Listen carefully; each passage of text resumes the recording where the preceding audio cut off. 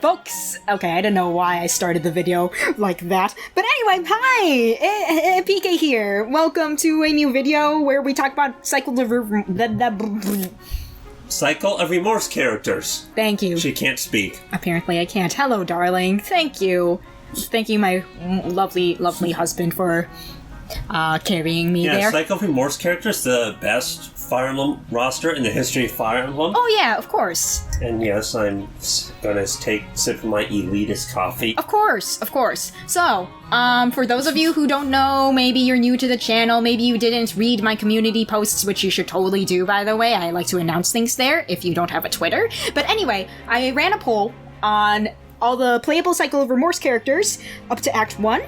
Since, of course, that's the latest version that's playable right now, which you should also check out. I'll put a link in the description below. But anyway, I ran a poll for about a week.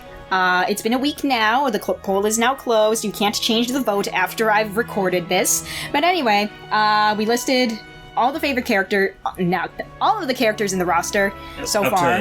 Up to the conclusion of part 1, correct? Yes. That's what I thought. Yeah, so I just kind of wanted to get a good feel of who people really liked in the cast so far. And we're just gonna we're gonna slap the results onto the video right now.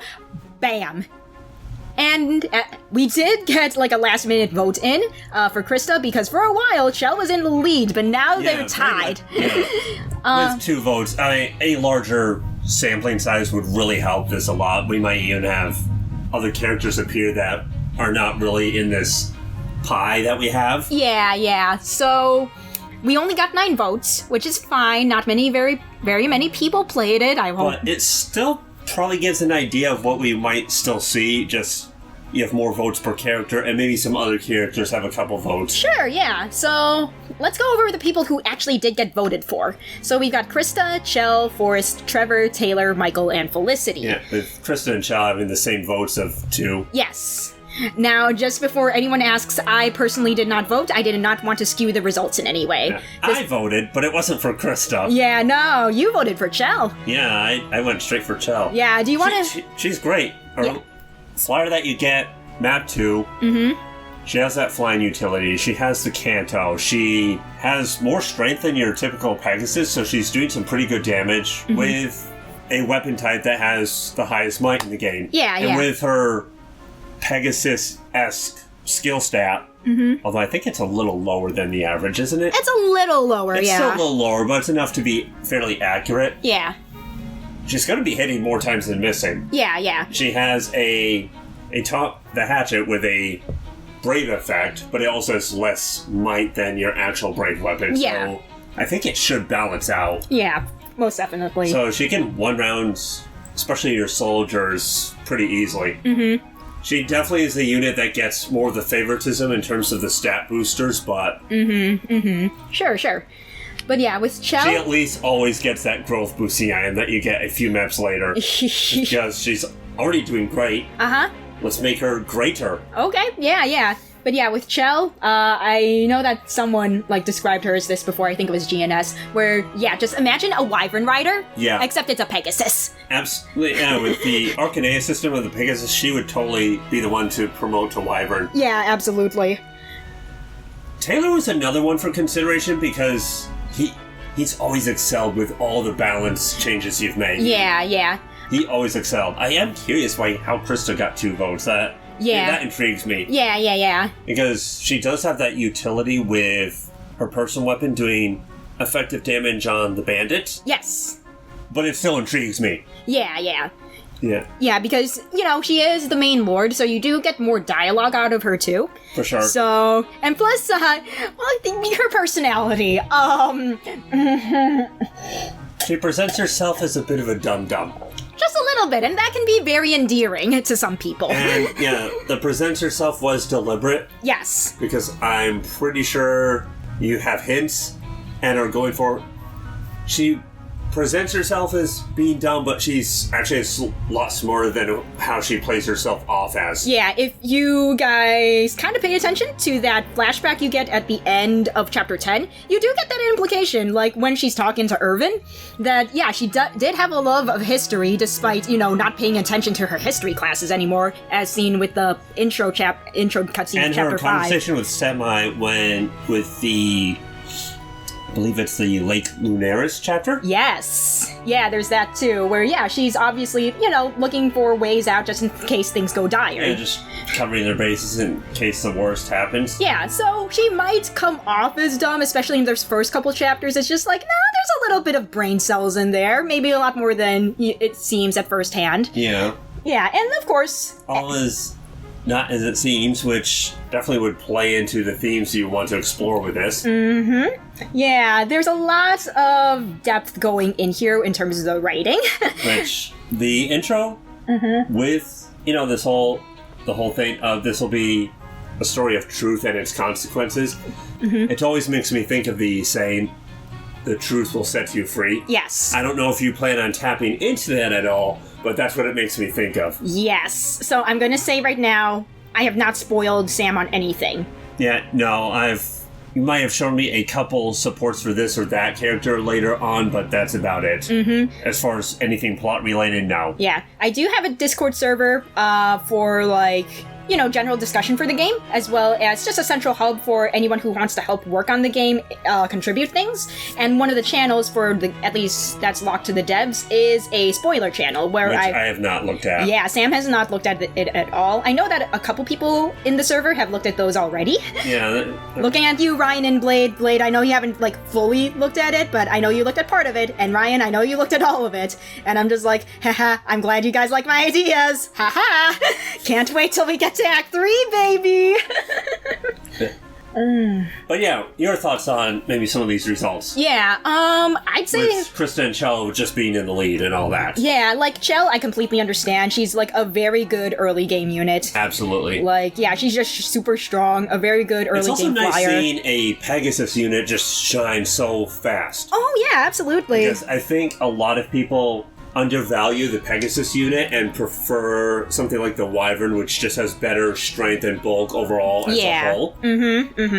But yeah, I just really... The design philosophy for everyone is that while they have their niches, I also want them good.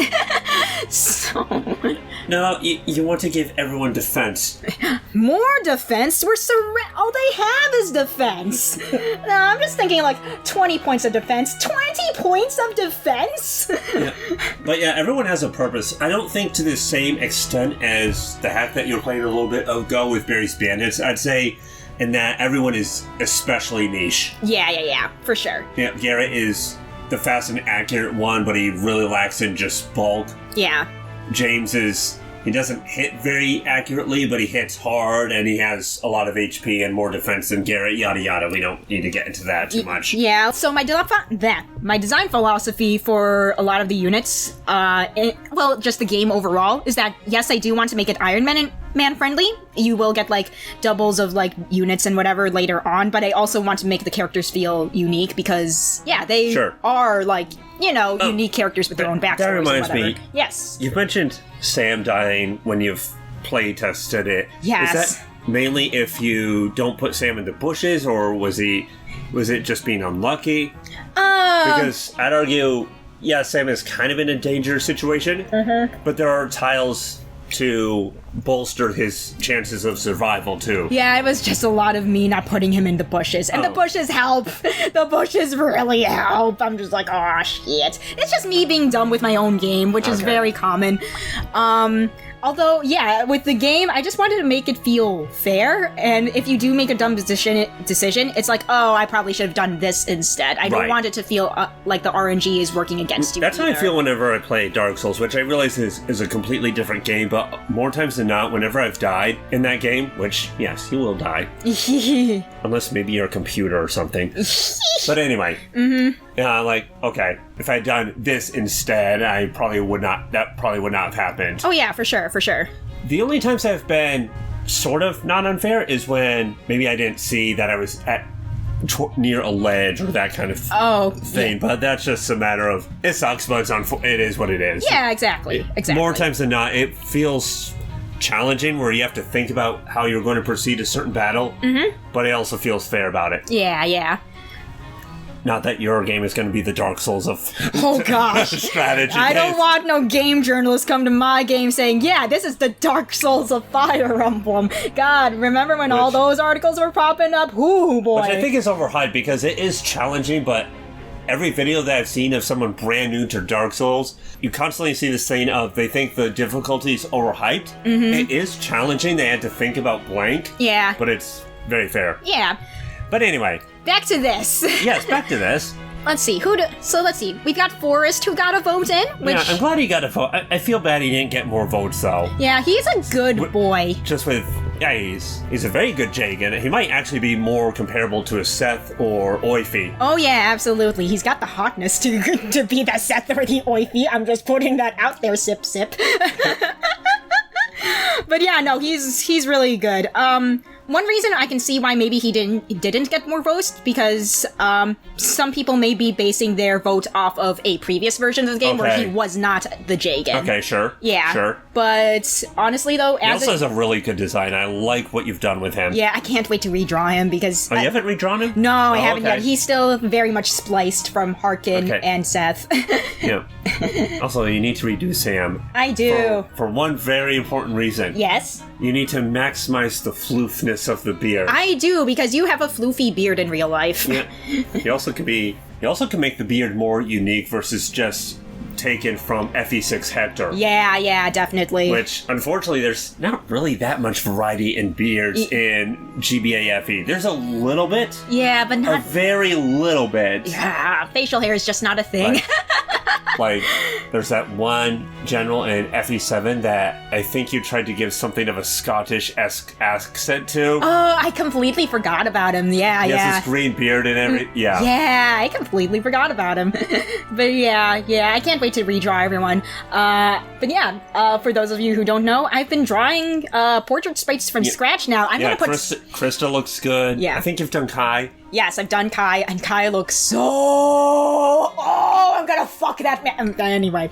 Are we editing that out? We'll see how I feel. Anyway.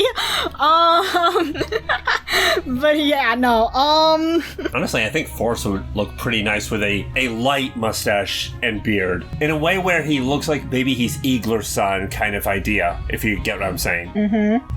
She's taking a longer sip of her coffee, in case you're wondering, and interpret that information as you see fit. Anyway, I'm gonna put a pin in that, guys. I'm just gonna put a pin in that. Very multiple pins in that, actually. Oh, yeah. Mm-hmm.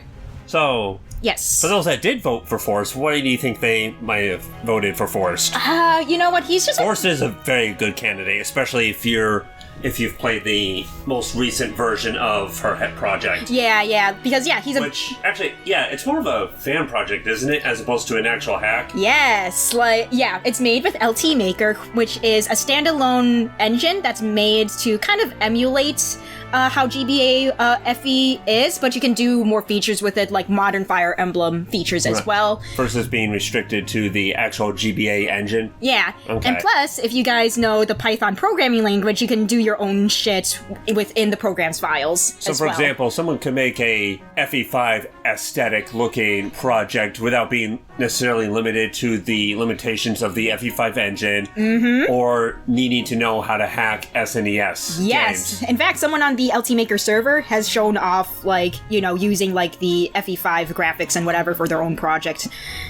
We've talked of trying to do something along those lines ourselves, but the problem is, it would just be a full-time hobby right there. Yup, yeah. And just realistically, I am not going to have the time for that when you factor in work, my hobby of reading, playing video games, and trying to also make the occasional YouTube video on the side. Exactly, so there's just not enough time for all the hobbies. Yeah, it would still be cool if we could, though, but realistically speaking. Yeah, I think the only way we could do that is if you were done with Cycle of Remorse and we were together doing that. Oh, yeah, absolutely. But we'll maybe put a pin in that one. Of course. that's something that's maybe on the back burner. Yeah. A very back burner. Yeah. But yeah, Forrest, yeah, of course, very good Jagan in the current version. I think even in the previous... I think one of your earlier versions, he was just taking no damage from anyone. Yeah, this was a really early version when I had less of a grasp on good unit balance, so... And he was more of a Nolan-style Jagan, where he was kind of the Jagan, but he was still a tier 1 unit. Yes, exactly. So, yeah. And I think I was pushing you to make him an actual Jagan just to make it a little more LTC friendly for those that might want to do that. Yes, and you can see that I did ultimately go with that decision. And of course, I upped the enemy unit's stats as well to kind of reflect that, oh yeah, now that you have a Jagan, I don't have to be afraid of amping up the difficulty a little bit. So LTCing, I'm always impressed at seeing the LTC strats. I try to take some pointers from LTC players a little bit. Yeah. So I was encouraging PK to have some resources for someone that might want to LTC it. Yeah. But not where it was catered to LTC players, if that makes sense. Yeah, no. For me, I didn't want it catering to an LTC player. I just wanted it where it was a little bit more LTC friendly. Yeah, for sure. Like, as I said before... Versus that first map, it was taking more turns than it can take for the very following map, which just seemed a little off to me. Yeah. But yeah, like I said before, I did like this make this Iron Man friendly to the point where, to me, I think I did kind of cater it more towards those who do like Iron Mans. Yeah, I think Iron Man is a more common challenge run. Yeah. So you could say that I did cater it more to that sort of playstyle, because quite honestly, I really do enjoy that playstyle personally. Right, it's great for a streamer especially. Yeah, I do. Versus, again, Barry's Bandits, it's not very Iron Man friendly. It's a fun, short project, but it's not Iron Man friendly at all. Yeah, with how small its cast is and how niche all the characters are, it definitely is not made for that sort of playstyle. I think once you have more characters on the team, you can make the decision to sacrifice this or that person depending on... Yeah, but by that point, you're pretty much almost at the end of the game. And it's more of a, I just want to finish this. Exactly. I'm almost done. I can feel it. I want to finish. But yeah, Forrest is also, I would consider, a main character for Cycle of Remorse in terms of story importance. So kind of like how Frederick was in Awakening, kind of? Yes. So that... Frederick is great. I'm not a fan of Awakening, or at least it's lower on my likable FE entries list. Yeah. But I always get a kick out of one of Frederick's very first lines in that game. And Forrest very much gives me Frederick vibes. Yeah, like Forrest is definitely your go-to bona fide loyal knight who takes no nonsense. Yeah. I mean, I love my boy to death. He's just a very loyal knight who tries his best. He has very much tired dad energy. Also, Forrest could very easily have the kind of support chain that Frederick does with Maribel in Awakening. I think I had you look at that. Oh, yeah. I'm gonna have to look at it again, since I vaguely remember how that went. I'm gonna need a refresher. It's just that there's no one to really point out that Forrest is very much being a butler, and then Forrest objecting that I'm just doing my knightly duties. I'm not a butler. What are you talking about? But yeah, no, Forrest is a good boy. Yeah. Trevor has one vote, so good for that spellcaster. Yeah, he's a good boy. Like, I know... Okay, so Trevor, I think I know who voted for this person. I mean, who voted for Trevor. And, yeah, if you love mages, you might love my boy. He's very good. So those that know me know I do not like spellcasters or mages. Or, like, kill the mage as soon as possible. What's ironic is... When we were earlier on, I was actually suggesting things that was actually making Trevor more viable and useful. Yes. I mean, he is one of the first units you get along with Forrest and Kai, so... Trevor is extremely useful. I think actually armored units and a lot of other units were bulkier. Oh, yeah. Which just made Trevor... It might have actually made Trevor shine more than Trevor does right now. Yeah, definitely. But yes, Trevor's still a very good boy, and I love him. Yeah. I'm pretty sure the White Lightning skill was something I proposed. Yes, and it really helped with his survivability, especially for that first map. Very, very much. It's good. But yeah, Trevor's a good boy, and I love him forever. I just want to give him so many smooches. Actually, with Trevor's skill name, Yes. you should do a Trevor and Taylor support, and Taylor's trying to introduce Trevor to the drink White Lightning. Oh no, we already have Taylor convincing one young person on the team to go out drinking. I mean, Trevor literally has a skill called White Lightning. Oh my gosh. Oh no. Oh no. Oh my gosh. Taylor, you stupid man. I love him, Your Honor. I love him. Speaking of which, do you want to go more in depth with Taylor, because he did also get a Taylor was definitely a consideration for my vote, just because you don't have an Axe Cavalier in very many entries over the series. You do have them in Thracia. Yeah. You have them in Genealogy, and you have them in the Tellius games, but unless there's something I'm missing, you don't really have them outside of that unless you count, say, the Paladin promotion in FE7. Yeah. Where the Paladins have access to all the weapons. Yes. The axe animations are really fun to watch in that. Oh, yeah, absolutely. Yeah. But yeah, we need more axe calves. Yeah. I mean, there's a reason why King Richard the Lionheart used an axe in combat. It's such a good weapon. Yeah, and it has that shock effect. Basically, you hit on the armor, it might protect from actual damage, but you still have that shock impact on your bones and nerves and all that, and that's not going to be a fun time. For sure, yeah. And actually learning about axes is really what got me to have a higher appreciation of axes, just how they can be used in combat and how effective or lacking in effectiveness certain kinds of armor are. Okay, yeah. Yeah. But yeah, Taylor, very good. Like, I've said this before, but every single time I made a balance change throughout the entirety of this game's life cycle, Taylor has just been pretty dang good. His skill is not his strong point, but he has enough skill to where most of his attacks should land. Yeah. He has the HP, he has the strength, he has the speed, and like I said, he has enough skill to make it work. Yeah. And he'll level up skill enough. It's not the strong growth of his growths, but it'll level up enough. Yeah. And also, I don't think Sam made it on the poll list here. No. Or at least he has at 0, which... What's wrong with you guys? I'm kidding. Oh boy. That's a joke. For legal reasons, that is a joke. Yeah, that's a joke.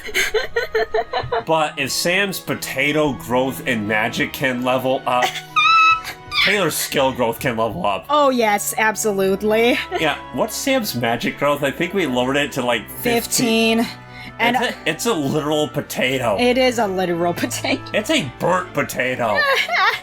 Oh my goodness. And it still levels up, which is incredibly amusing. Yeah. One thing I will say about Taylor, though, I think he is at his weakest iteration right now, just because I found him to be a little more frail than he was before. But still, as long as he can kill before he gets killed, he'll be fine. Do you think that's a Taylor thing, or do you think it's because everyone has been buffed up a little bit to be more comparable to Taylor's performance? I have a feeling it's just because, just enemies in general are buffed up a little bit. Okay. I think that might have something to do with it. So, like... Do you think they're buffed up too much? Like, do you think you need to do a little tinkering there? I don't know yet. I haven't done enough, full-on playtesting to really say for sure. Okay. Because the difficulty is definitely at a point where I'm just like, okay, this is kind of more close to what I want. Was this in the version I was playing? On the stream we did a little while back? Yes, that would have been, because Forrest would have been a Jagan, so that would have been... Yeah, if I didn't really notice any huge issues with Taylor, but... Okay. That was also just one playthrough, too, so... Yeah, exactly. But yeah, it just needs a little bit more... Speaking of that, if you guys have any friends that like Fire Emblem, especially GBA Fire Emblem, and would be open to a fan project, please share this with them so we can get a larger player base. That would help immensely with a lot of stuff. Yes, please. Especially feedback. Yes, feedback would be amazing. I don't find it difficult, but that's because I've played this maybe hundreds of times already. And then with my approach, it's really hard for you to say because I do use some LTC-esque approaches. Yes. I'm not trying to get it to the amount of turns that an actual LTC player could probably pull off, but I am taking pointers from them. So yeah, casuals. So yeah, I use my mounts a lot. I use my rescue carry, so Yeah. I do try to proceed a little rather quickly. Yeah. The defend map is the one exception there, but I'm also trying to get all the grabbables you can possibly get. Yeah. So like casual players, veteran players, new, old, please just kind of put it out there. I just need more feedback, please. Any sort of feedback would be great. You can probably count the amount of people that have given feedback on one hand. Probably. Maybe 2 if we're really pushing it, but like, yeah. But yeah, and that's not even, like, that's counting for, like, previous versions, not even for the current version, so that's just, like, I can definitely count people who have played the current version on my current hand. Yeah, so those that picked for Taylor, why do you think they might have picked for Taylor? Honestly, it's just nice to have a cavalry unit, and plus he's just very powerful, very speedy, he's gonna... But why Taylor over Alex? Because, honestly, Taylor can kill really easily. Okay. I think that's... You think it's the offense aspect? Yeah, But definitely. speaking of Alex, another great unit. I enjoy using her quite a bit, too. Yeah, if you like a tanky unit, Alex is your girl, definitely. And honestly, I just really like Alex's personality. Oh, yeah. Yeah. I like the fact that she is a bit of a reader, but not to the point of being a gimmick. Yeah. Which I'll probably touch on what I mean by that in a little bit. Sure. I like the fact that she's knowledgeable on tea. Yeah. I don't think we've really seen that at all, really, and it's just a fun aspect to see in a Fire Emblem style project. So what I mean by gimmick is Kagero is the best example of this, where in her supports it's revealed she's an artist, but rather than just being an artist like what we had with Ford, her art is treated as a gimmick, where it's this style that is just very unrecognizable. It always makes me think of the ink blob test kind of art. Yeah. That's what it sounds like. Yeah, where it's just like kind of like used as a one-off joke, basically. Yeah, a one-off joke that's repeated with a lot of her supports. Yeah. And I was really disappointed by that. I was like, why can't we just have it where, she does art on the side? Why can't we just have it just be where she's an artist on the side without making a joke or gimmick out of it? Yeah, so when I write supports and the characters and their dialogue, while it seems like on the surface they have like this one-off like joke gimmick thing, like I'm gonna use Taylor as an example because I think he's a really good example of this. Like he comes off as a bit dumb and kind of like a musclehead a bit, but once you get into his... And maybe he likes alcohol just a little too much. Yeah, but like once you get into his supports, you can kind of see like, he has an interest in romance novels once, he actually gives them a chance. And like... Yeah, the Taylor and Alex support is great for this. It reveals other layers to Taylor. Yeah, and plus he's very knowledgeable about battle, which again is revealed in his support with Alex, where he's kind of critiqued... I would try to tap into that kind of idea with some of his other supports, because this does shine more in the Taylor and Alex support versus Taylor with other pairings. Yeah, because you see that a lot of backstory, a lot of depth with character with Taylor gets revealed with Alex, mostly just because I consider them the canon pairing. Which is fair. Yeah, but you really do see a lot of character depth with Taylor because again, you can see that he's very knowledgeable with battle because he was critiquing the book that Alex recommended to him. He's like, I know you've touched on this, but you want to touch on the inspiration for the characterization for how he would react to that with that support. Yeah. So I think I mentioned this on a stream before as I was talking about different characters and whatever, or something along those lines. It might have been the Cycle of Remorse stream that we did together. Yeah. But I was watching a lot of Shadiversity, Metatron. Any of Scalagrim or not really? I wasn't really watching Scalagrim. Maybe you showed me maybe one or two of his videos at the time. Yeah, he does these over in-depth analysis of fantasy weapon designs just for the fun of it. Yeah. So a lot of Taylor's critiques of that book in his support with Alex was kind of really based off of that. For example, Metatron has a couple of videos where he has this mini rant on how armor is portrayed in especially your cinematic scenes where people with swords are just cutting through armor like it's butter. Yes. And the fact of the matter is, blades, especially something like a sword, if you're wearing plate armor, that's just going to glance off the plate armor. It is incredibly hard to penetrate the defenses of something like plate armor with a sword. Mm-hmm. You have to use things like maybe using the crossguard like it's a hammer and that kind of thing to actually break the defenses of plate armor. Mm-hmm, exactly. And this I all learned from watching videos from people like Shadiversity, Metatron, etc., and similarly with PK. Yeah. But yeah, more on Taylor. Yeah. So, another aspect of his personality that's very prominent, especially... Great channels, by the way. Yes. If you're into historical weapons, armor, how they're used, I would highly recommend those two channels, and there are several other creators that do similar kind of content as well. Yeah, but yeah, another prominent aspect of Taylor's personality is that he likes to drink a lot. Like, you see that in his C supports with, I actually did a base conversation tapping into this, which you said you really enjoyed doing. Yes, you guys will be seeing that in Act 2. Look forward to that one. It's a fun one. Yeah, but that's a very prominent part of his personality, but it kind of plays into something else that gets revealed in, like, around B to A support with certain people. Oh, okay. Where it's kind of like, yeah, he drinks a lot, but it's not to the point of excess. It's more like a work-life balance sort of thing for him. Okay. Where it's like, yeah, while he is the captain of the Royal Army along with Alex, so he takes his job seriously, but he allows himself to, relax every once in a while, just take a load off at the tavern, because you know what?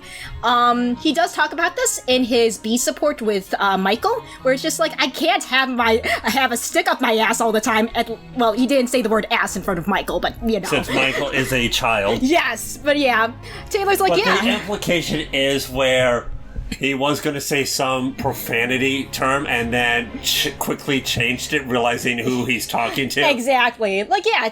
And another thing, it's a small thing that you see in the B support, but like, Taylor has very good social awareness. You can kind of tell with how he speaks to certain people, but like, he has like an idea of what to say in front of certain people. Like, I think I actually wrote a support and wrote it in where it was implied he was about to say something, but quickly changed it, and then you just decided to stick with that. Yeah, I think, honestly, you writing the initial C support with Taylor and Michael really helped me solidify his character a lot.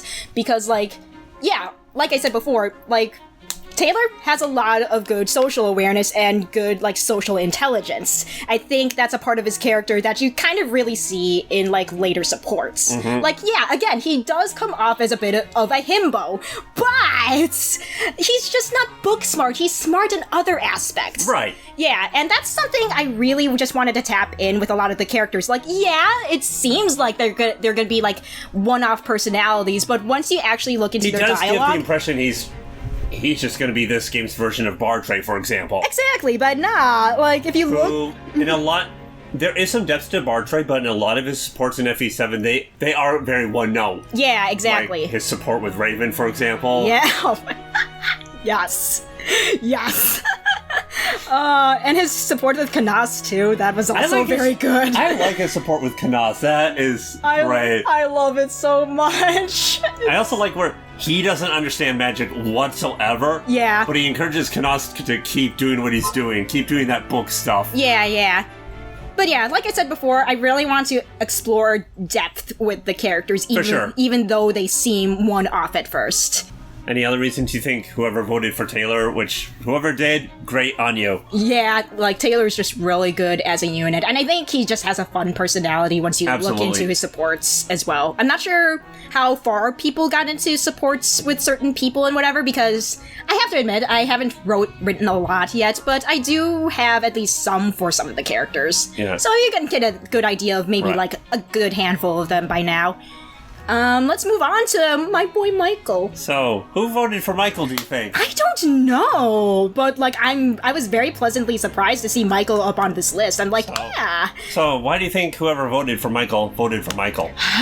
It's a very good question, because, honestly, in a lot of previous versions, I don't think he was the best armor unit. Like, he's your only armor unit, but even then, he's outshined by basically everyone else. I will say that I like the buff you've given to armor units if we're comparing to GBA FE, in Sure. that same move as all the other infantry units. Yes. Which, this is always what's annoying me with armor units, is they always have one space less, which means it takes some setup, and it's really hard to have them where you want them, which is on the front lines. Right, exactly. With having the same move as the other infantry, it's not going to be too hard to get Michael on the front lines and keep him there. Exactly. Ignoring the mounts, we're not talking about that. Yeah, no.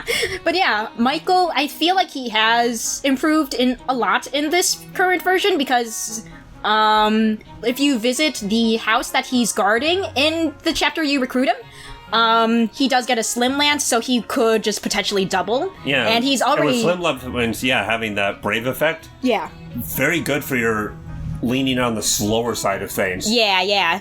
So, yeah, and he has pretty high strength already, so he's probably going to kill things with that slim lance now that he can double with Absolutely. it.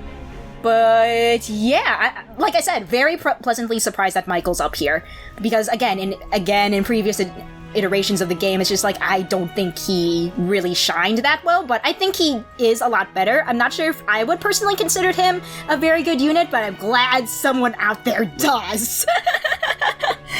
He might also shine on your more defense-orientated maps, too. You know what? That's very fair. Which I don't think I really got access to, but I think you said you put a couple more defense-focused maps on the B route, as you call it. Yes, like there is one like defense map on the B routes that, yeah, I think Michael can shine really well in, just because it is a defense map. Yeah. But yeah, and in terms of personality, Michael's just a good boy. He is. He's just trying his best. Yeah.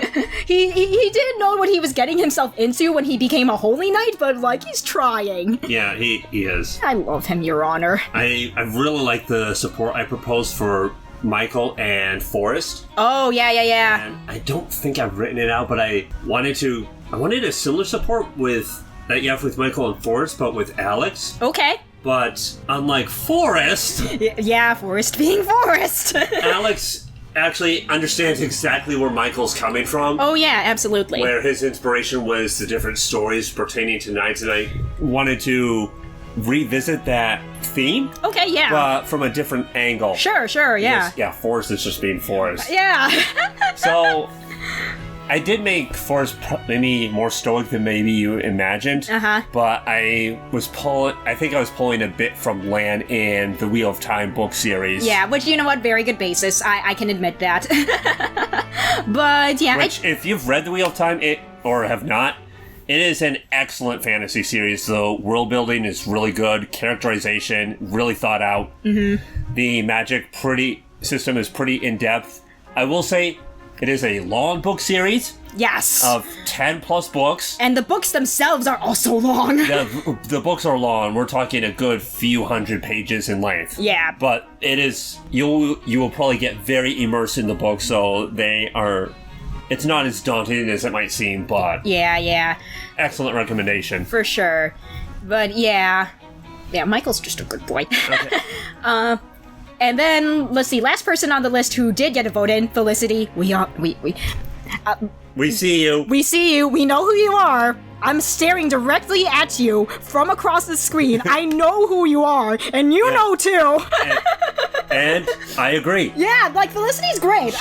As far as your spellcaster, she is probably, in sheer utility, best spellcaster in the game. Yeah. At least that we've seen so far. Yeah. She's just got a lot going for her. I mean, she has that higher move. She's pretty fast with her magic. Mm-hmm.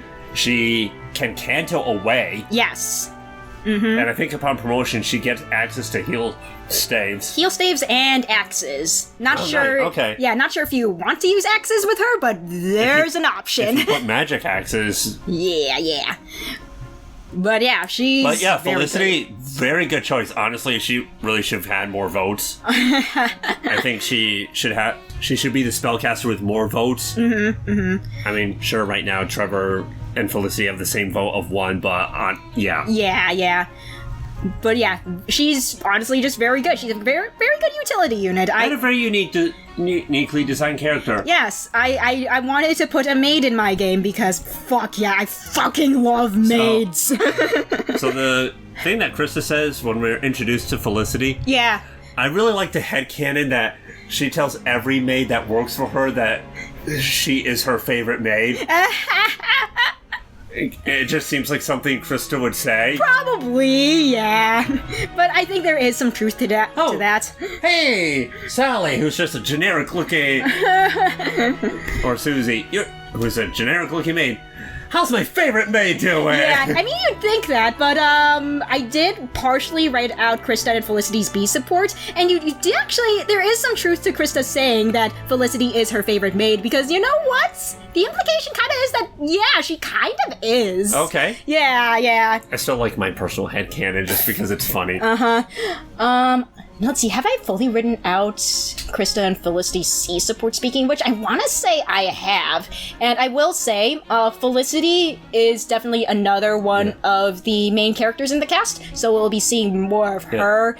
But to be honest, the one reason why she's not more prominent in Act 1 was because I didn't decide on her main character status until much after Act 1 was done. So that's on me. That's on me being a kind of a bad writer. But she is going to get a little bit more prominence in Act 2 once that rolls around. I will promise that. You could also do some, not retconning, but more have her included in some of those more story and prominent scenes. Oh yeah, for sure. Where appropriate. Yeah. Because I do kind of want to go back and give her a little bit more prominence, at least in those early chapters, just because it's just like, yeah, she's actually kind of going to be important. From what we've seen of Felicity, she's going to be a fun character support-wise. Oh, yes, absolutely. I know I proposed a support between her and Joshua. Oh, yeah. Not one that would necessarily have a romantic ending, although it could, but more just... I thought the difference in dynamic between the two would just be really fun to work through. Yeah, I don't remember if I programmed their C support in, but I think it's almost done, if not already done. The general premise is, while Joshua is knowledgeable on fighting techniques and the like, keeping his room tidy is not something that he's the greatest at, and Felicity is a little annoyed about that. Yes. Yeah. But yeah,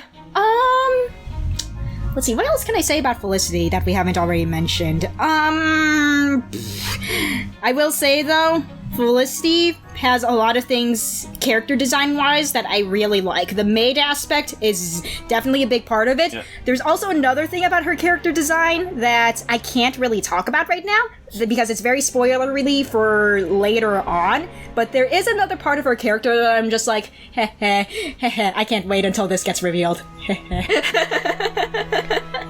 Oh yeah, speaking... I also like how she uses magic, which I think is better than having this more utility unit. Yeah. Use daggers like what you have going on in Fates. Oh, yeah. That's true. I mean, the daggers are strong in Fates, but as I've said in private, I really think this is mainly because they nerfed hand axes and javelins very heavily. Yeah. So really what happens is the daggers are your only good 1 to 2 range weapon. On top of also having a status nerfing effect. Okay, yeah. But let's see. So we've talked about all the characters that did get voted for. I'm perplexed why Kai did not get any votes. I know! Like, I'm just like, okay. I mean, part of it is probably the small sampling size, because Kai is a very intriguing character personality-wise. Personality-wise, yes. Although, I think he might give the impression of holding the team back. Unless you've addressed this already. I'm still trying to figure out how to make him better, because, yes... Look at how Rutger is in FE6. I think how Rutger is, pull from him a little bit.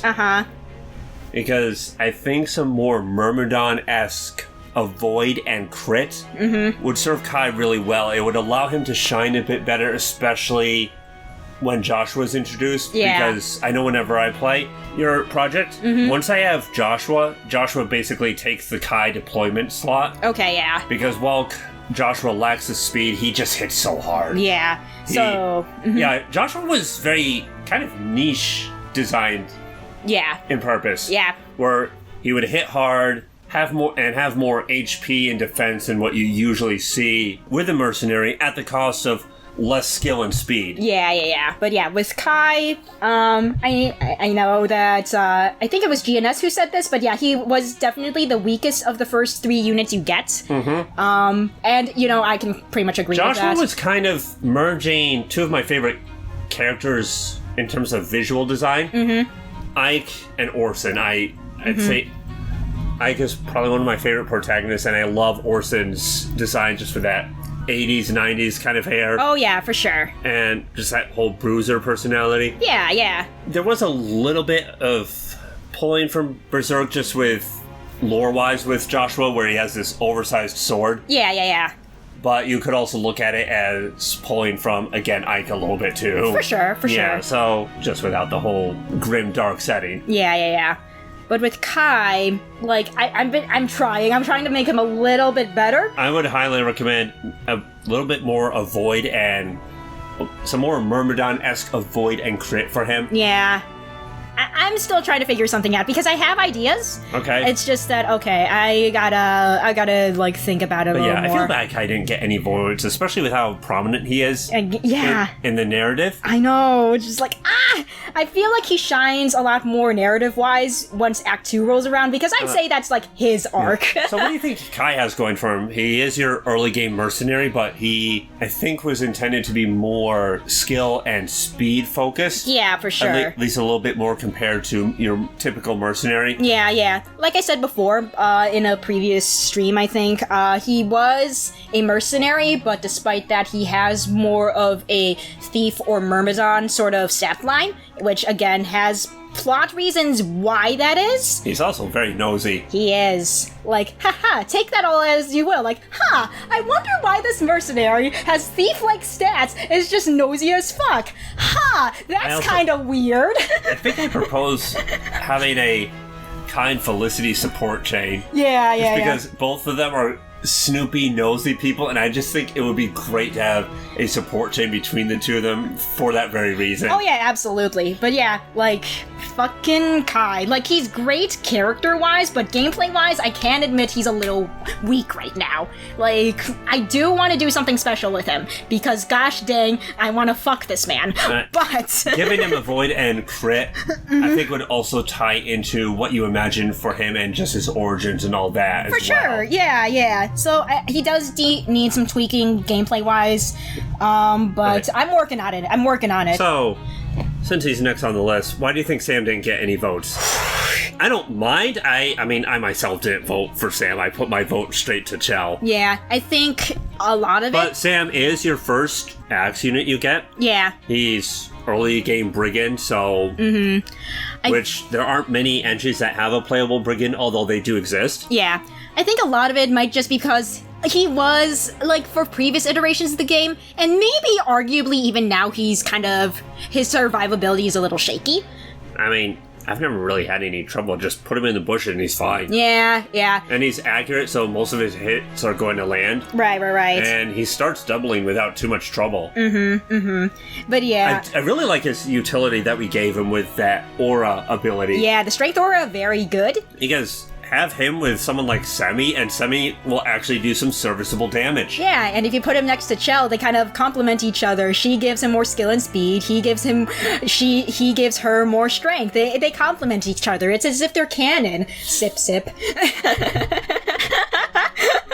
I know we talked about, like... I really like the support we have with Sam and Trevor. Oh, yeah. Where it was after the whole defending his place. Yeah. And that's a great part where he's just throwing out all this stuff that he raided from previous bandit fortresses. Yeah, it's great. I love the implication that we gave regarding what he was using some of the magic equipment for. Yeah, I still need to finish up that support chain. I'm just not sure where to take it after that initial C support is the big thing for me. And I think I was proposing a similar thing that we have with Sam and Trevor, but with Aqua. Oh, yeah. What was he doing with the heal staff since he doesn't have the magic potential to use it? Yeah. And he said he just uses it as this glow stick to see. Yes. But yeah, Sam gameplay-wise, unfortunately, again, his survivability is very shaky, just depending on where you place him on that initial map. I mean, I think the idea was use the forest title to boot as a defensive tile. Yeah, for sure. I mean, maybe that's forcing the player to do a very specific strat. I don't know. Yeah, and I'm not a fan of that necessarily, but at the same time, I'm not really sure what else to propose. I have some ideas of how to improve that first map to make it more in Sam's favor, but I gotta work with some things. Okay. But yeah. Because maybe I was just being lucky, but I don't think I've had any trouble with Sam as long as he is put in that forest tile. Yeah, which he can easily get to. I mean, he's put very close to it. Yeah. I don't think it's his placement in relation to the forest that's an issue. I think it's the enemy's placement in terms of where Sam can, potentially go that's the issue. Okay. So I kind of have ideas of how to, rearrange things for that first map. I think that if I make those changes, it'll make it a lot easier for Sam to survive that first map. Okay. I just gotta kind of tweak things, kind of do some more playtests and whatever. Aqua not getting any votes doesn't surprise me too much. Yeah, because she is a utility unit, and I think I would argue your utility units are probably less likely, as in your pure utility units. Yeah. Are less likely to get votes. Oh yeah, for sure. Which is unfortunate. But do you want to say anything about Aqua? Because great unit and character. Yeah, Aqua's pretty good. I mean, she's your first healer. You get great utility, early on utility units. And plus she does have some, Sort of first... Actually, no, wait. Yeah, actually first healer because... Yeah, you get Lucy after... Right. Yeah. I keep forgetting that Aqua's technically playable on the map that you rescue her from. Yeah, exactly. But yeah, Aqua, she does have story prominence along with Semi for that first arc. I will say though, that they do kind of fall off in terms of story importance for Act 2, but I think that's to be expected. Just because of where they're from and everything? Yeah. I mean, they getting kidnapped and stuff kind of kicks off. I do like how you balanced Aqua in relation to the mounted healer that you get the next chapter, where she has a staff that she can use that increase. It's kind of like a physic, but weaker. Yes. Yeah, the soothe staff. Yeah. And it can only be used by infantry staff. Yeah. The soothe staff in older versions of the game could have been used by both Lucy and Aqua, but I was like, nah, let's make this so that it's only infantry, because I think it would make more sense balance-wise that way, because... Absolutely. Yeah, troubadours already have all the movements, so it's just And with how you've done them, they can heal and canto away. Yeah, exactly. So it's just in terms of, giving a boost to your infantry healers, it's just giving that sort of boost helps a lot. Yeah. But yeah, that's for Aqua. Semi, as much as I love Thieves. He's very much pure utility. Yeah, I can admit, I've been having a hard time making... Again, if Sam is nearby... Yeah. So, I think within 2-3 squares... It will allow Semi to do some pretty good damage. Yeah. I tried to, boost up the, the non-combat aspects of Thieves with some of the new changes for the latest version.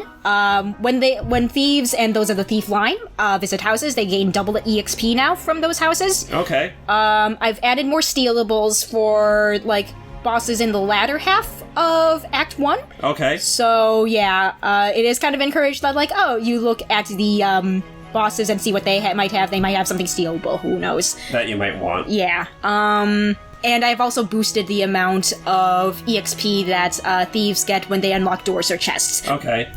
So yeah, there is, benefits to having the thief unlock doors and chests. For the thief line, I like some of the things you plan on incorporating. Some of the skills Semi will get and that kind of thing. Yeah.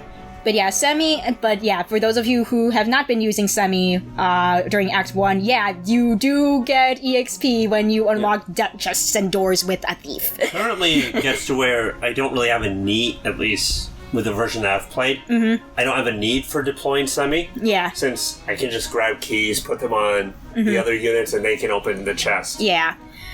But yeah, I've tried to make it so that it's encouraged that you kind of put a thief on the map if possible. I mean, you don't have to, but you might lose out on certain things and whatever. But I did also make it easier for thieves to get EXP if you do make them do the things that they were kind of made to do, like unlocking things. Right. So I hope that kind of balances things out. You don't have to, but it's just you get some cool shit if you do. All right, let's move on So to... yeah, Semi is one that, again, I'm not too surprised that he didn't get any votes. Yeah, unfortunately, I'm not too surprised either, but that's Alex, fine. I do feel bad that she didn't get any votes, because I know, she's yeah. a good girl. Yeah. Like, I can kind of understand why in one perspective. Like, yeah, she's not very offensively leaning, but, like, gosh dang her tankiness, though. If you prefer tanky units, maybe you would have voted for her, but... Like the person who voted for Michael. Yeah, but, like... Yeah, if you're more offensively leaning in terms of strategy, I can see why you wouldn't vote for her either. And I really like Alex's personality. Yeah, she's great. So she's a nice tanky unit, and I love her personality. Yeah, I really like writing for her. She's fun to write for, actually. Yeah. All right. Lucy, I again. think I even... Well, yeah, what was... The original version of Alex, what was the inspiration for Alex? Yeah, so I am pretty sure I talked about this again in a previous stream, but she was originally in a dating sim I made like very many years ago. And I think in private you mentioned Alex is more of an alchemist. Yeah, kind of. Yeah, like in that. So when you said that, I believe I proposed maybe putting either an image of some herbal plant or an alchemical symbol on maybe her chest piece or something. It's sort of this little coat of arms thing. Yeah. But yeah, with Alex, she was basically in that dating sim.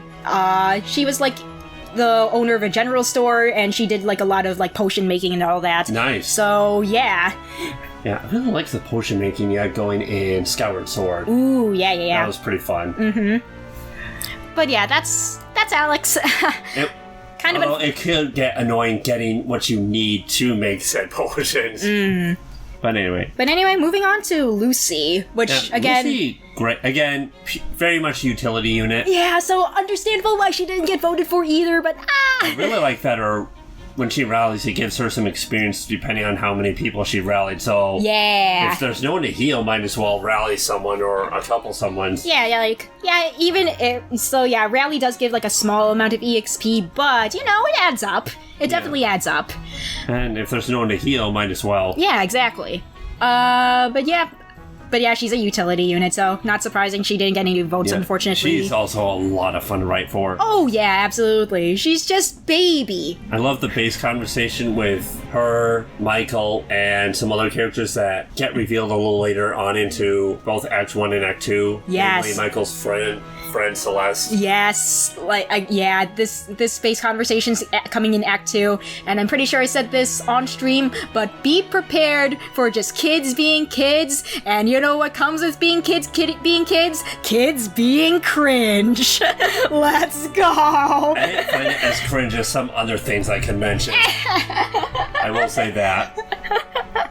But anyway, moving on, Echo did not get any votes. Echo is probably my favorite mage just because she's pretty fast, easily enough. Mm-hmm. She has some really nice bulk for a spellcaster, so I usually like giving her that early Seraph Robe. Oh, yeah. Because it gives her a little extra bulk and you can get more benefit out of just how she's designed. Oh, yeah.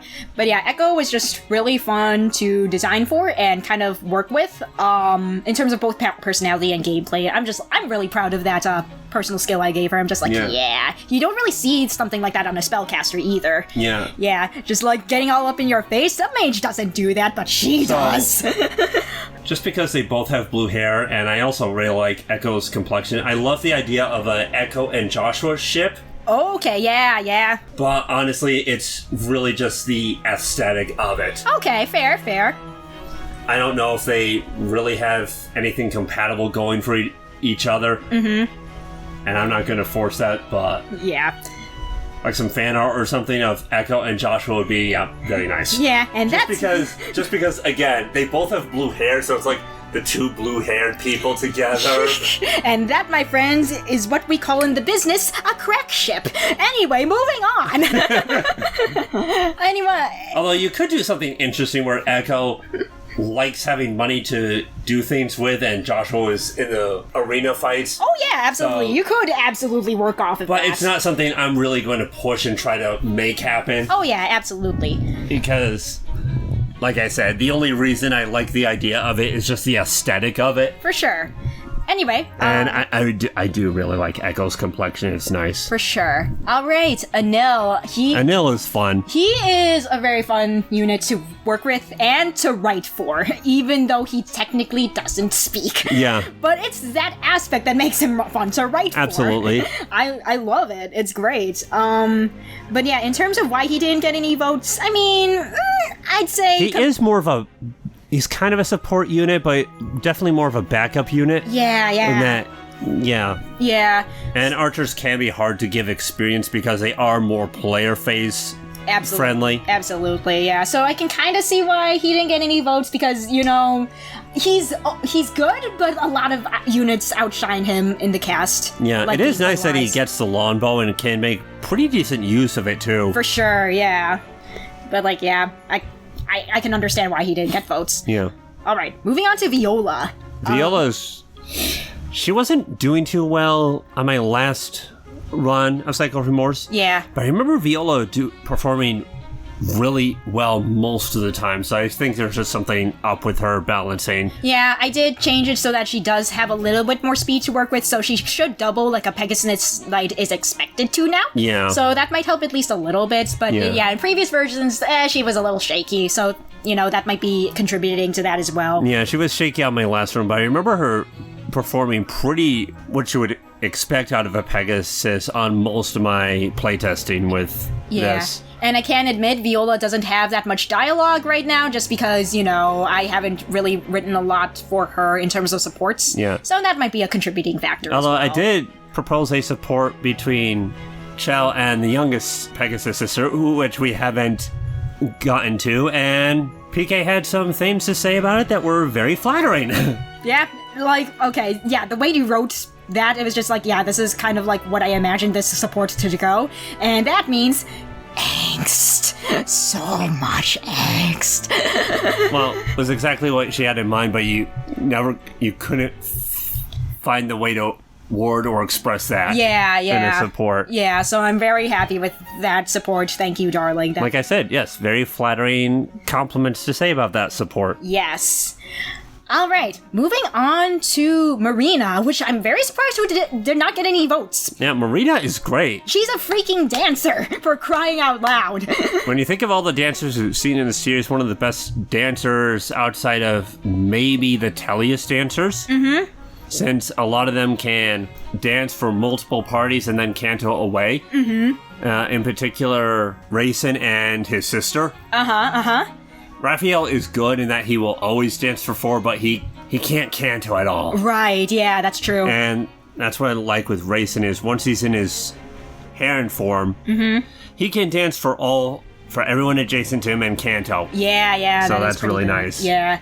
But yeah, I did add that for all dancers where they can dance for everyone adjacent to them, just like in Genealogy. I like the bug that was existing where she was just global dancing. Yep, and I got rid of that. I'm using that for a future project. There is a future project I'm planning on using that for. Hey, that was awesome. It is good, but I'm just like, we're putting that not for this. It's gonna be for something else. Hey, have 2 dancers on the field and... Oh gosh. LTC players are gonna have a heyday with that. Oh, yeah. But yeah, Marina, I can partially understand why she didn't get voted for.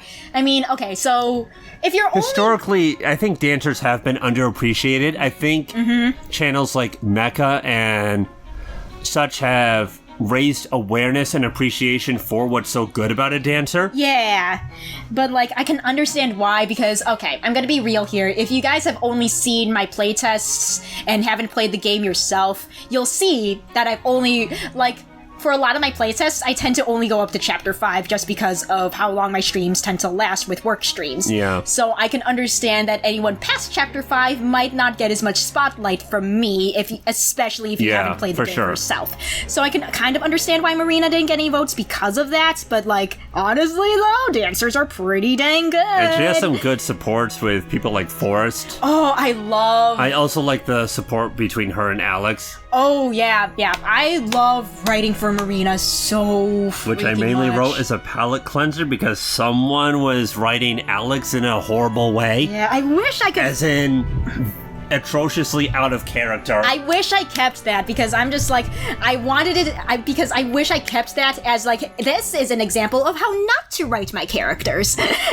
Yeah. I wish I kept that one in particular because that was the one where that tipped me over the edge with taking this person off of contributing more to my project. I was just like, no, you're donezo, buddy. How dare you butcher my girl. That on top of just ignoring things that you put in place to help anyone with writing. Yes. Like, you had a document with just some character information on everyone. Yeah. You said if you're not sure of something, to reach out and ask you. Yeah. All of that was never done. Yeah, like, I can admit maybe some things were a little lacking, some things were a little vague, and like, I can personally admit that. But the fact that this person never asked for clarification or maybe more details. He would just make up his own mind on a thing and then move ahead with that without ever consulting PK. There was even where he submitted a artistic redesign of one of your characters when you have a reason for why. Yes, and exactly. you never asked for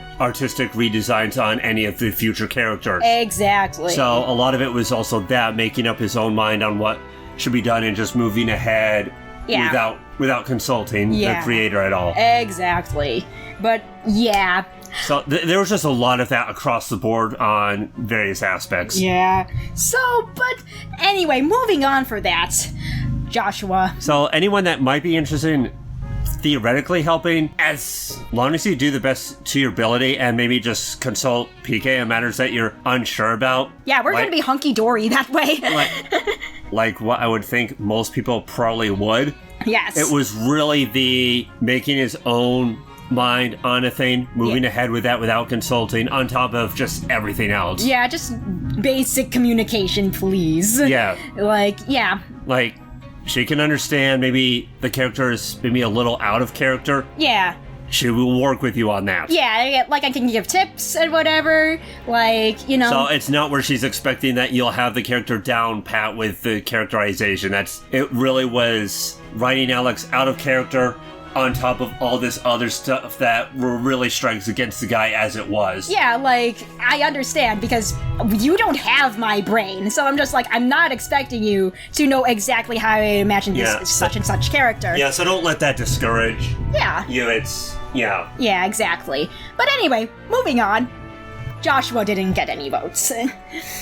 Joshua is kind of a hidden character, so that doesn't bother me too much, despite the fact that I do think he's pretty fun to work with. Yeah, he's on a route split, and on top of that, you have to go to the arena on said route split. Right. So it's just like... Kind of like with recruiting Holland. Yeah, and on top of that, it's not explicitly told you that he's going to be in the arena. You kind of have to explore around and visit a house in order to get that hint in the first place. Speaking of that, I love the hint with that one girl. Yes! She's just like, oh, he's so handsome and strong and oh. Yeah, she's just about to swoon just because of how buff he is and everything. Yeah.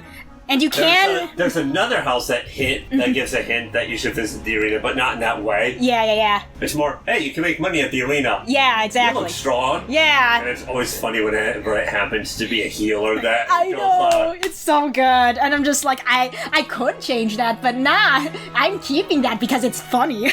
Yeah. Azure, I'm thinking, should we skip Azure since I don't think Azure pops in, or is it more the route that I keep going? It's more the route you keep going, because he does appear in the B route. Okay. As your dancer Why don't you option. talk about Azure? I know Azure is supposed to be Aqua's brother, I believe? Yes. Okay. So, yeah, much like Marina, he is a dancer, but, yeah, he does appear in the B route, which Sam doesn't, test for. I want Joshua as soon as possible, because he just hits so hard, and part of it is the weapons that he has. Mm-hmm.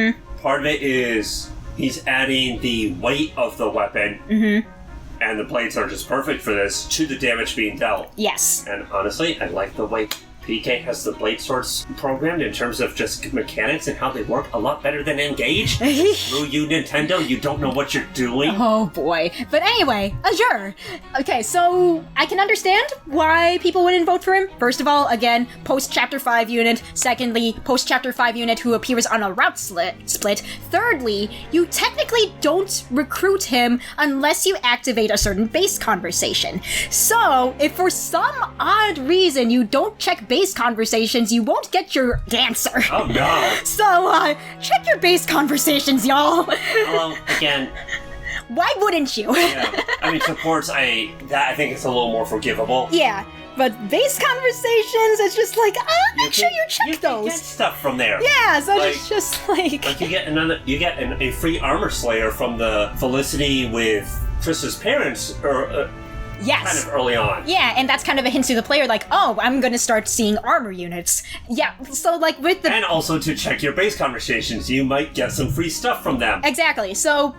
While we're on that note, base conversations, how I've structured them, I like them being kind of like little hints for like what you're going to expect up ahead. Sure. So yeah, like I said, getting that armor slayer with that one base conversation, that's kind of like a hint to the player, like, oh, that probably means I'm going to be facing off against armor units in the future. Yeah, so in Radiant Dawn, so you have your regular stores, but there's also Amy's shop that sells unique items. Okay, yeah. And when the Wyrm Slayer pops up, I like grabbing that right away. Mm-hmm. Because it's not useful for that very next map. Okay. But there is another map or so down the line where that can be very helpful to have. I see. Yeah. But yeah, another thing with base conversations is that I know this isn't really consistent yet, but I do want to add more to where if you do get like a new recruit, they will have like a conversation with at least someone in the army.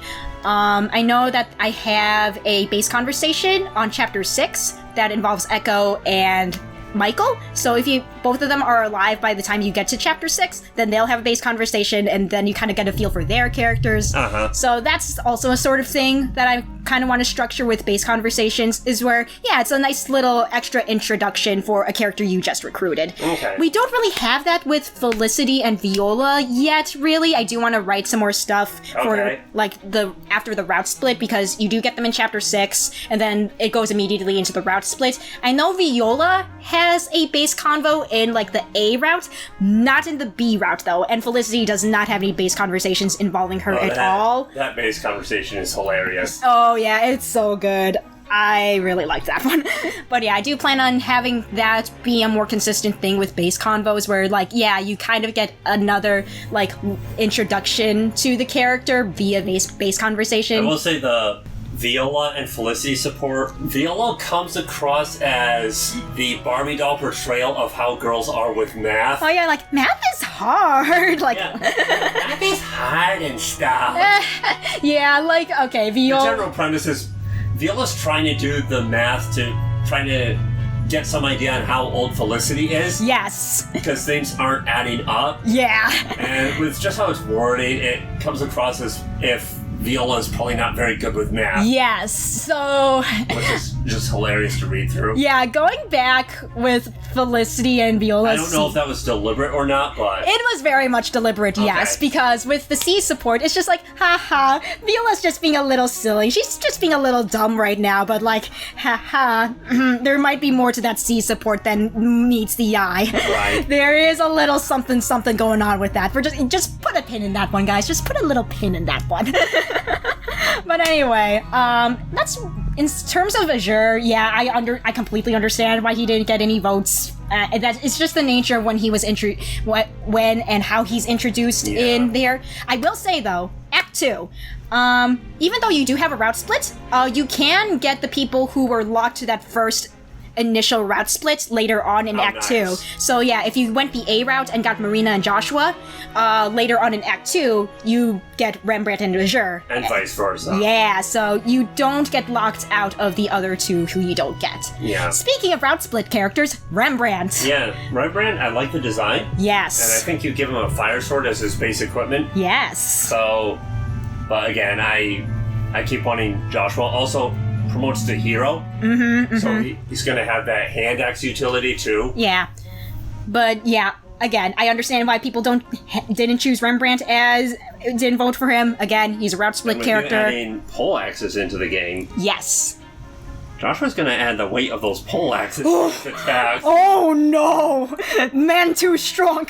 Man too strong! Yeah, pole axe against armor unit with lance.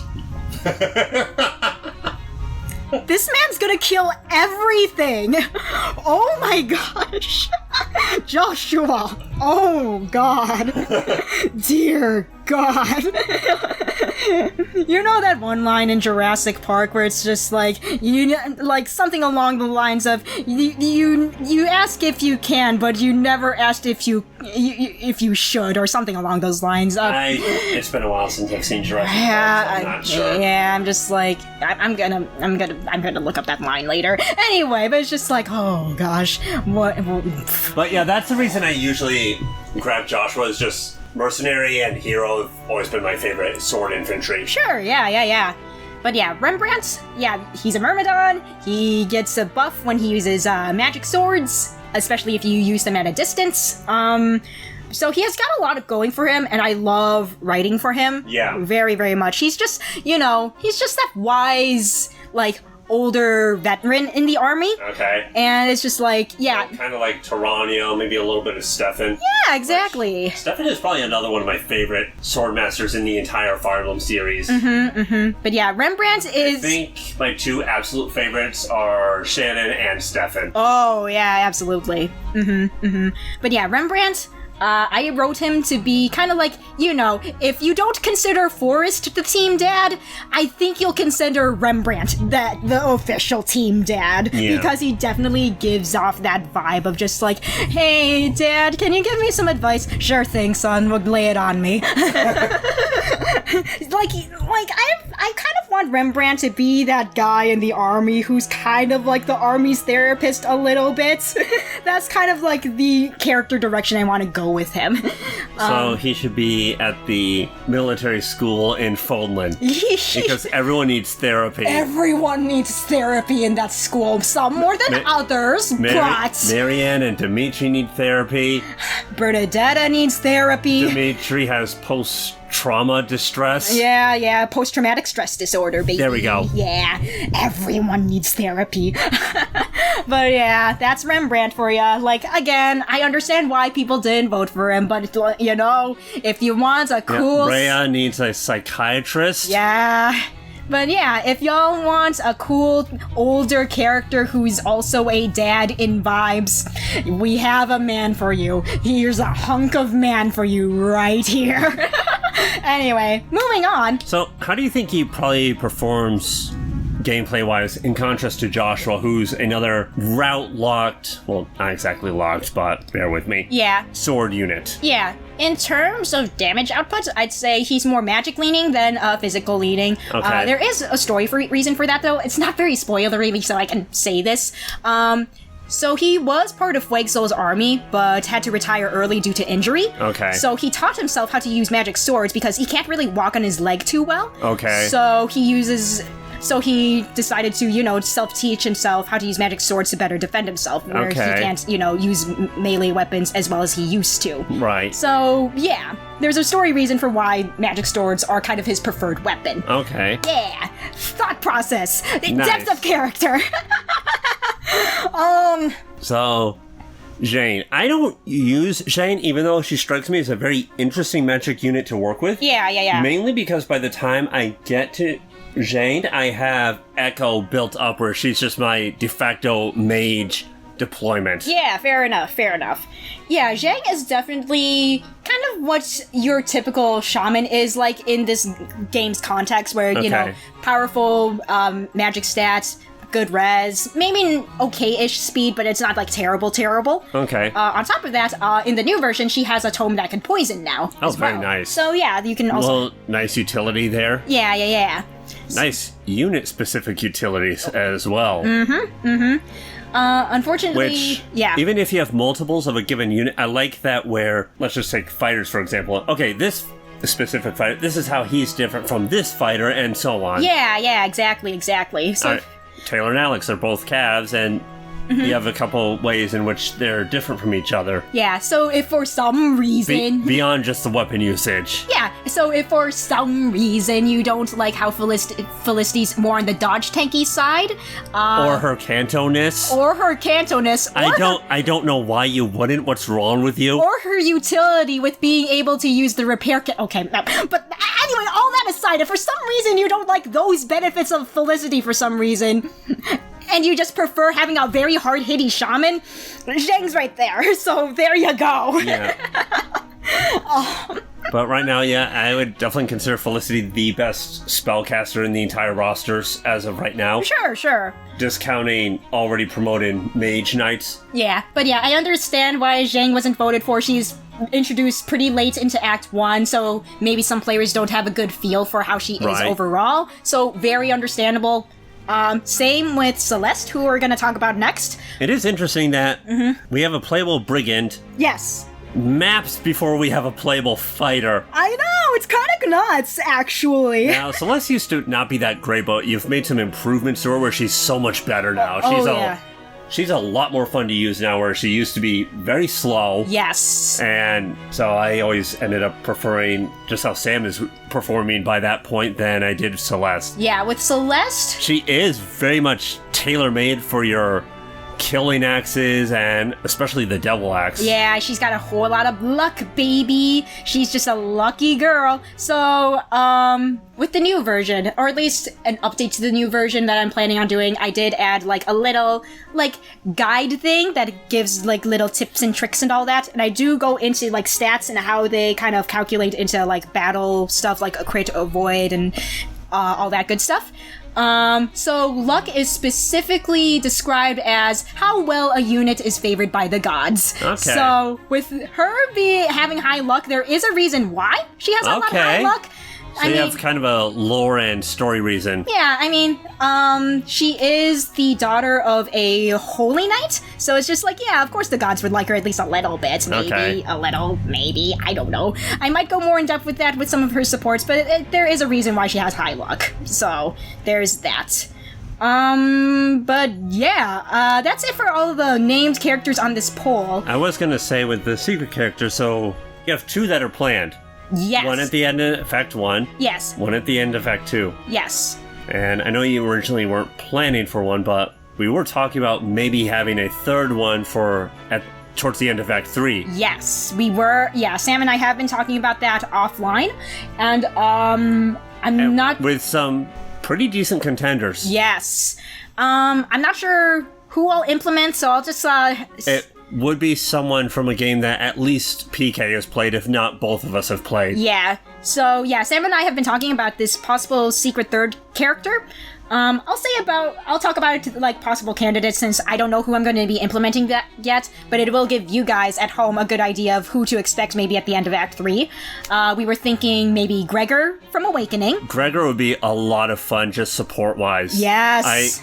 I know roughly exactly the kind of support I would have between Gregor and Sam. It was basically, Sam's all, yo, Gregor, my man! Yeah! And Gregor, sorry, have we met before? And Sam's like, no, I'm a friend of a friend of yours. Yes! But yeah. Basically alluding to the fact that basically my Awakening playthrough where you play as Robin and all that. Yeah. So, yeah. Yeah, and we were also kind of thinking of an idea for a possible Gregor and Krista support where it's kind of just like a reference to the Robin and Gregor's supports. That would be great. Yeah, honestly, it would be such a good reference because, yes, I did unlock that support convo in my Awakening playthrough, so it's going to be a double whammy reference there. And then there's the whole question, how would Krista respond to that? Exactly, that too. So it's just like, it would be fun to put Gregor in, if only for those reasons.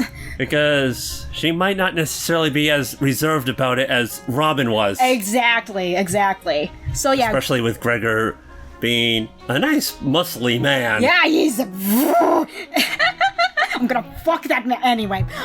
So Gregor, very strong contender. We were also considering Ced from Thracia / genealogy. Probably base him more off of his genealogy. No, Thracia iteration, probably. Okay. Since he just looks better. He looks so good, he's so hot! Why is this man so hot? The main thing with Ced is there's already a nice handful of spellcasters. That's also very true, so that's a point against his favor because we don't really need another spellcaster, but... Like, we already have almost 5 spellcasters. Yeah. Not counting the 2 mage knights that you're going to get. Exactly. So and then there's going to be a trainee mage you get in the beginning of Act 2, so that's 4. Yeah. Again, that's not even counting your mage knights. Exactly. So, like, that is a point against Ced's favor to be the third secret character. But again, a point in his favor is that It's Ced. it's Ced. He's hot. He's objectively sexy. Who were some of the other contenders? I know there were at least 3 contenders. Yeah, I know. Who was that last contender we were thinking of? I think it was Finn. Finn, yes. How can I forget my boy? I love him, Your Honor. I love him. I think those are the main contenders. I'm not sure if there's... I don't think there was anyone else, but... Nah, but those were definitely the top 3 we were thinking of, and I'm just like... Because the logic was, okay, secret character 1 is someone PK especially likes. Secret character 2 is someone that... You like. I like a lot. So my logic was, why... If PK does another secret character, how about someone that we both combined like quite a bit? Yes. So yeah, those are our top 3 contenders right now. So Gregor would be good for that. Ced would be good for that. Yeah, I still haven't completely decided who yet. I'd say my favorite mages would be Lewin, Ced, Arthur, as in Arthur from Genealogy, and probably Tormod. Those are all like my top mages from the entire series. Yeah. But yeah, I am considering those 3. I'm not sure who I'll implement, if any one of those 3, but... Gregor would be a lot of fun to write for, though. It would be, though. Like Gregor and Taylor. Oh my gosh. Oh, they would be like really a Gregor and Taylor support, I mean. They would be so fun to write for. That would be a lot of fun. Yeah, so... But we haven't even finished Act 2 yet, so that's something to kind of revisit the kind of support he had with Long Q. Oh. With maybe someone like Kai or something. Ooh, okay, yeah. Not copy and pasting, but just have that sort of initial support progression. Sure, yeah. But just definitely take it in a different direction versus completely redoing that. For sure. All right. So, we'll talk... Speaking of secret characters, no one took the my favorite character is a secret character vote, which, again, understandable. If you don't know about them, how can you vote for them? Yeah. So that's completely understandable. You definitely need to pay attention to things that happen in cutscenes and plot-wise to find and reveal said secret character. Yeah. But it shouldn't be too hard to figure out. Yeah. So, like, I might as well just say who these secret characters are. You know what? If you don't want to know, if you haven't played this yet, I'm gonna put a timestamp here, so you can skip ahead and get to the end of the video, so that way you won't be spoilered on who the characters are and how to get them. So, I'm just gonna give y'all a second. You see that timestamp? Gonna click on it. Click on it. Click on it now. And you're good? You're still here? Okay, you're gonna get spoilered then. Okay, secret characters. Forever hold your peace now. Yeah, exactly. So, the 3 secret characters of Act 1 are Anna, Jake, and Matthew. Yes, they are straight up just taken from the Fire Emblem series. Alright, cool. Glad we got that out of the way. Anna and Jake, I'd say, are a lot easier to figure out that they're in the game, because, at least during the route split, you get to see Jake during cutscenes. Yeah. In the freaking intro cutscenes for whatever chapter 7 you happen to go Also, there's on. a house that you're very likely to visit that gives you the gold card. Yes. Yeah, you get the gold card in chapter 5, which gives you access to the secret shops. So, if you don't visit it, either you probably were very much just LTCing that map. Yeah. To the point of any stat boosters or the like that you might be able to get from the map are very optional. Yeah. So, yeah, you gotta get the gold card, and you gotta find the secret shops. I can admit, there is a secret shop in Chapter 6. You gotta look in the bottom left corner of the map. If you see a very off-looking tile, that's where the secret shop is. Yeah, look for a tile that is a bit off, where it doesn't match the tiles around it. Yes. That'll be our hint for that one. For Chapter 7, again, It matches the theme of what it's surrounded by. Yes. But the color tone is off a little bit. It doesn't match the other tiles next to it. Yeah, so that's how you find Anna in Chapter 6. So it's not the kind of thing of, say, a rock tile in the middle of water. Not quite like that. It does make sense. but it doesn't match everything else. Yes, exactly. So you'll find Anna manning that secret shop. Oh, speaking of which, you only need to visit the secret shop once and buy at least one item from there. That's how you at least unlock the Gaiden chapter where you get Anna and Jake. And that Gaiden chapter is really fun. It is. If you don't unlock it, it's a real shame because it's a fun map to go through. Yeah. So yeah, Anna's manning the secret shop. It's also how you get the Devil Axe. Yes, it is. We'll let you guys figure out how to get that because that one's also a fun. If you've played FE4 Binary, you should have a good idea on how to get the Devil Axe because it's very much kind of a reference to that. Mm-hmm. And there's a reason why this particular town that's visited in the Gaiden chapter is called Hatch Valley. Hatch as in the French word for axe. There is a reason for that. I thought it was hatch as in like hatchet. That's the root word. That is the root word. But yes, there is a reason why it's called Hatch Valley. But yeah, in terms of how to find the other secret shops, they are in the route split. In the A route, where you go to Lake Lunaris, it should be very obvious. The secret shop's in the inn. Just go visit there with the gold card and you'll find Jake. Yeah, where Jake is. Yeah, and then in the B route, it's not going to be in that first map of the B route. It's going to be in Chapter 7B, where you can potentially recruit Rembrandt. And again, Jake shows up in the initial cutscene where he's actually talking to Rembrandt, like, you know, where they're kind of they're shooting the shit. But yeah, it should be easy to find Jake, and it's kind of like a hint like, oh, there's secret shops. That's what this gold card is for. And the gold card, if you look at the description, it says, please return to Anna and Jake, which is like, oh, I guess they're in this game somewhere. So yeah, read your items descriptions if you can, people. Those help a lot. Okay, let's talk about Matthew. Matthew was a very interesting character to hint at. Yeah. That was in the game. I like what you've done with him. Yeah, okay. Because I did get him in the stream that we did, and he was very fun to use. Mm-hmm. He is a 3rd tier unit here. He is in the assassin class. His bases and growths are kinda sorta based off of how he is in FE7. He might just have like some of his build seems based off of your build for your Matthew in Heroes, though. Yes, especially his personal weapon, yes. It is very much based on how his personal weapon is in Heroes. Okay.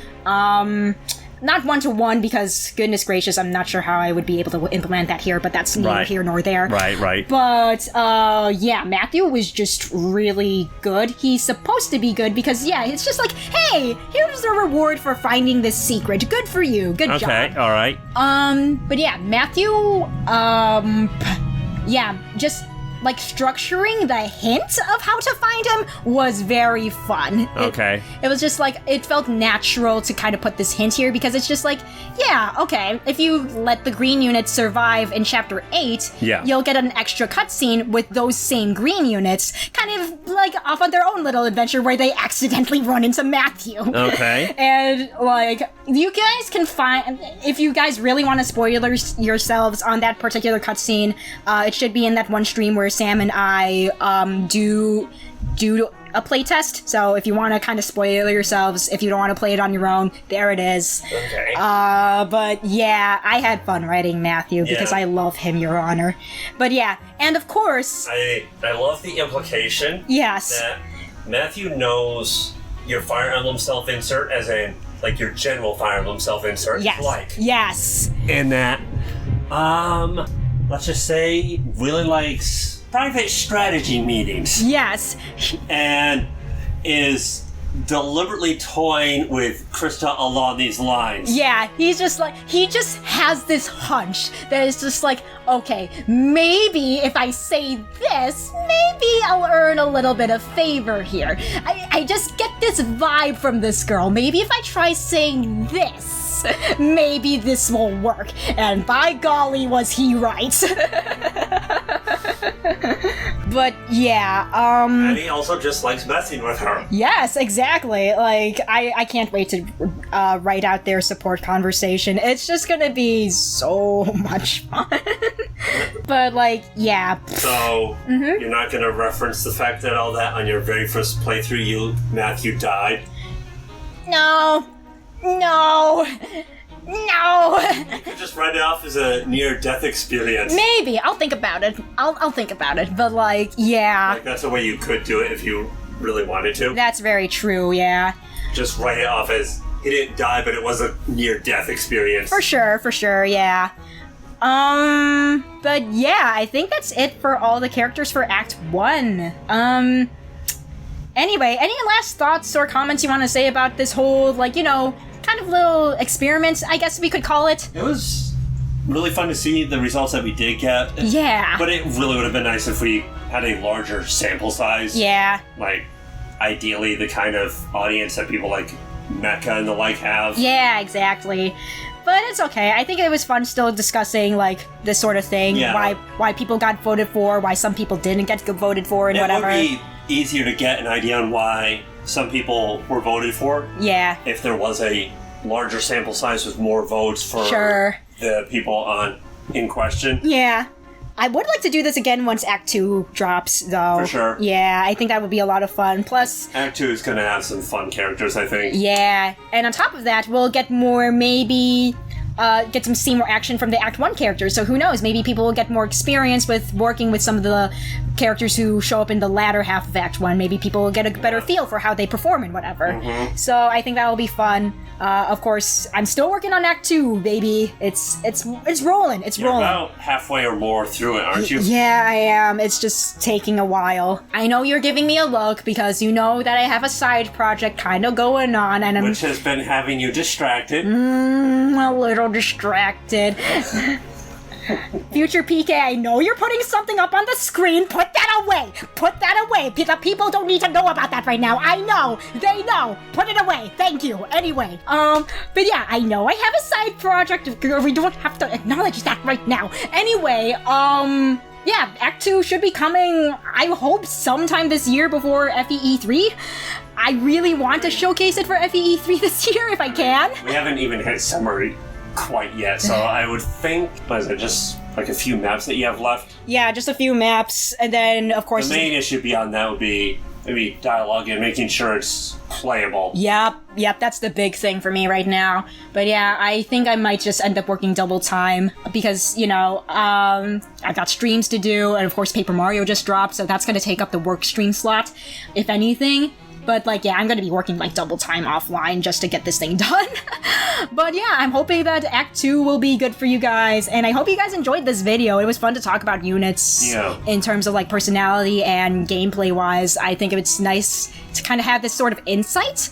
But yeah, if you guys didn't get a chance to vote, feel free to comment who's your favorite character in the description, or maybe if you did vote, say why you voted for who you did. I'm very curious. Again, the person who voted for Felicity, I know who you are. I'm staring at you directly. I acknowledge you. I know who you are. And good choice. Yes. But anyway, as for everyone else, feel free to talk about your vote. And if you haven't already, join the Cycle of Remorse server. Yes, I'll PK posts updates as far as support conversations and that kind of thing periodically. Yeah. Changes to people's sprites. Yeah. So feel free to go to the description, look for that Discord link. I'll make sure that it does not expire. I always tend to forget to make sure the invite doesn't expire. And it'll be the Cycle of Remorse server, not the Castle PK Lucky server. Yes, exactly. So if you want to see specific game updates for that, feel free to hop in. And if you want to contribute anything, like maybe support convos, maybe you just kind of want to see my progress, also just mention that when you join in and whatever, I'll give you the proper roles. But other than that, I think that's going to be it. Thank you all so much for watching. Thank you, Sam, for joining me in yet another video. No problem. And we'll see you all next time. I don't know what I'm going to be doing right after I upload this, but yeah, see you all next time. Yeah, bye.